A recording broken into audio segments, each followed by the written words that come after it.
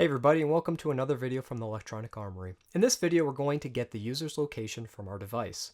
We'll then show you how to get updates on the user's location as needed, depending upon how frequently you need those updates. We'll be using the simulator for this, so anybody can follow along. In the next video on iOS, we'll then use a technology called geofencing to get notified when a user has entered or exited a particular location. So let's get started. In this project here, we're just going to start off with a single view application, and I'm just going to name it location. Okay, I'm going to save it into this folder. I'm going to uncheck create git repository and hit create. All right, so once you have that set up, what we're going to simply do is just set it up in our main view controller here that we have. Now, if you guys remember, this controller is our main view controller that gets loaded.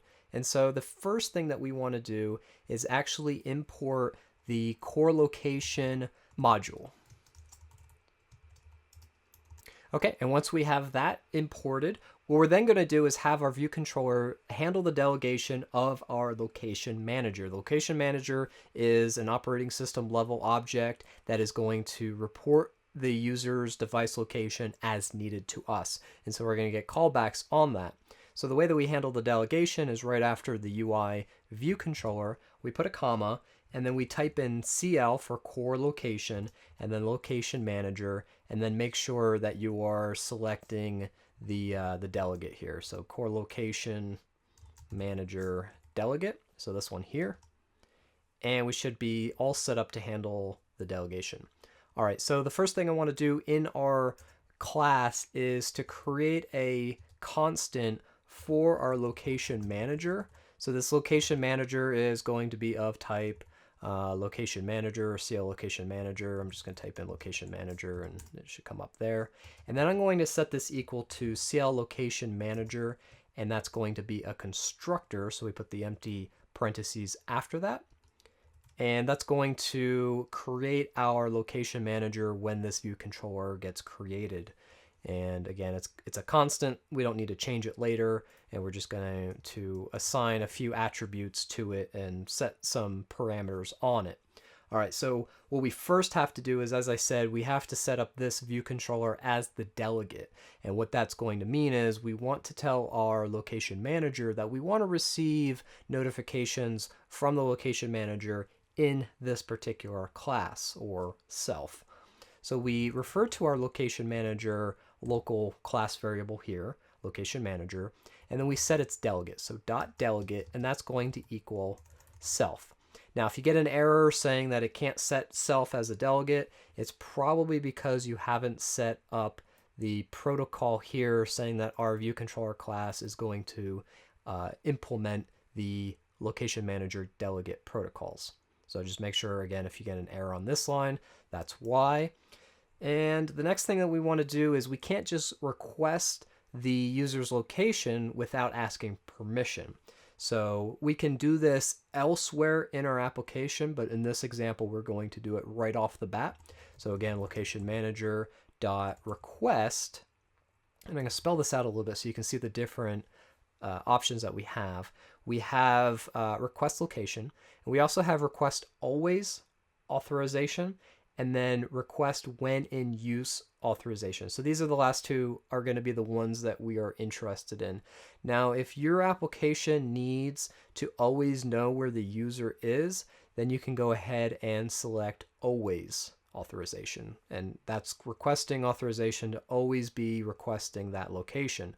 Or you can request only when the application is in use. And this is the recommended way based on Apple's recommendations for when to ask the user. It's going to be a lot less on battery power, but then it's also a lot less intrusive, and it's going to have a higher probability that the user is going to accept this request if you don't need it. So for instance, if you only need the location a couple of times throughout the application, this is the best way to ask. Otherwise, the user might get a little suspicious of why you're always tracking their location. So something to be aware of. All right, so I'm going to do when in use.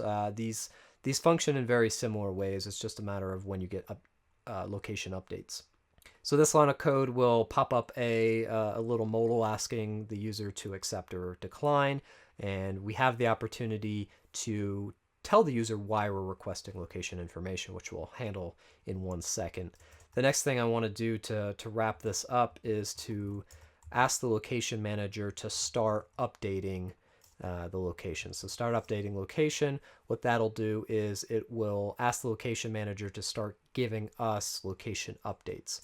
So let's call that function. And again, you can, what'll happen is, I should have mentioned, is for this line of code here, you can ask this elsewhere in the application, as I said, but you might want to wait until the user is actually using something that requires the location or that makes a little bit more sense in requesting the location of the device. And that way they'll get it a little bit more. They'll understand why you're asking for the location. So in other words, if you're popping up a map feature in the application that shows where the user is located, and you say, hey, can we use your device's location? That might be a little bit more obvious to the user why you're doing that, rather than just doing it right off the bat when the user is launching your application. So that's what we're doing in our application example, but again, you can put this line of code anywhere, but you need to put it first before you put this line of code here. So this line of code, again, is going to start asking for the location, and this has another variant, and let me just show this to you real quick. We have stop updating location, which is a little bit down here.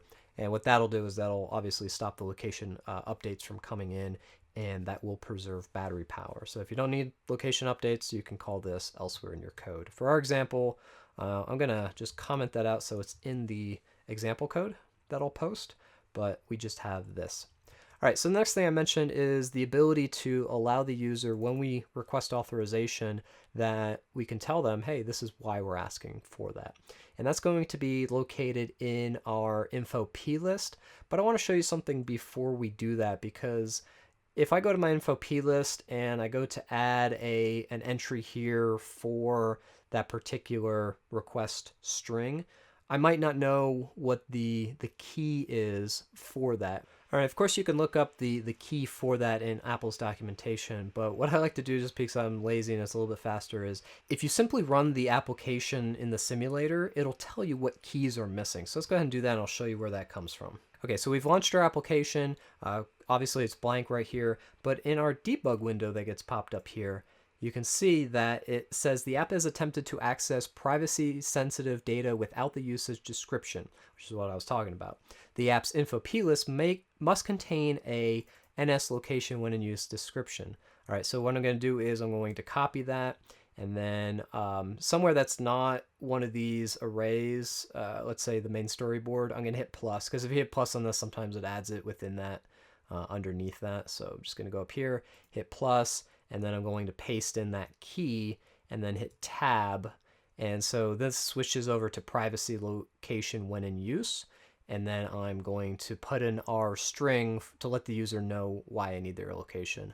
I need your location because, there you go. And then I'm going to rerun the application. And if this ever pops up, just say, do not show this message again, and then stop, and it's just going to stop the previous running application that we had in our simulator. So now we have the modal that pops up asking that the application, in this case we named it location, wants to access our location, and then here's the string that gets displayed. So this all works now, and we just say allow. Okay, so that's the initial setup of first getting the permission for our device. Now the other thing is, if I close that, we have no way of actually receiving those updates. So the next thing we have to do is implement the delegate function, and I'm going to create some space here and just type in func and then location manager. This is different from our local variable location manager, and we can see all the different options for delegate methods that we can implement. So a couple of interesting ones is the did exit and enter region. That's going to be talking about geofencing, which we'll do in the next iOS video, and a couple other ones down here. You can read through these. You can see when the updates come in. The one that we're interested in is did update locations, and then it's going to give us an array of locations. So this one right here, hit enter, and then that'll allow us to, let me close this side window. That'll allow us to start doing something with these locations. So what I'm actually going to do for this one is we're going to loop through all of these. So I'm going to do a fast iteration loop and say for, let's say current location in locations, because that's going to be the name of the local variable, the parameter that gets passed into this method, and create, let's give this a little bit more space. And I'm going to just simply print out the location GPS coordinates. So I'm going to put in a string here. Now, if you know about Swift 4 and fast iteration loops, this obviously goes back to previous versions of Swift. We have the ability to get the index of these fast iteration loops. So if we type in just index, we'll have that index, 0, 1, 2, etc. For that, I'm going to put a colon there and then a space, and then I'm going to insert that location's variable here, end the parentheses, and then end our print statement with the final parenthesis, this one here. Okay, and that's all it's going to do is as we update the location, or as our device's location gets updated, this will print out all of the locations. Most of the time, I will say that this location's parameter, this array that comes in, only has one object, but it's possible that it could have two for whatever reason. So always make sure that you handle that accordingly. And I forgot an S on the end of that, make that error go away. And we're going to run this. And actually, I'm going to put in a comment right here that it'll say something like 0 and then the location.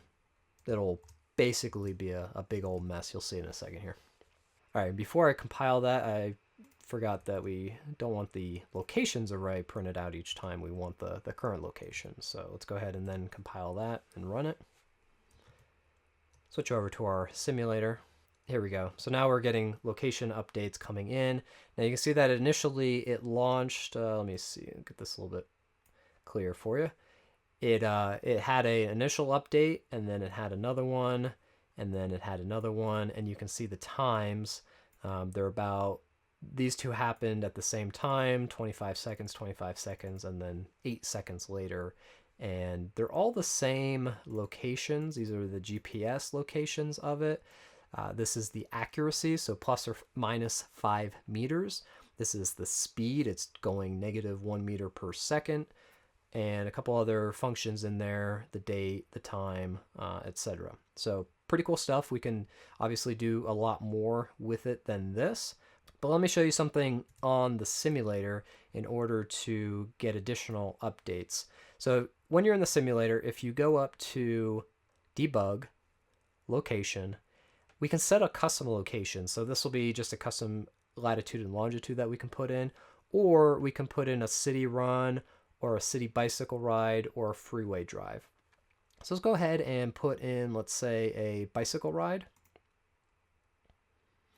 Now, as we're riding our bicycle, you can see that updates are now coming in.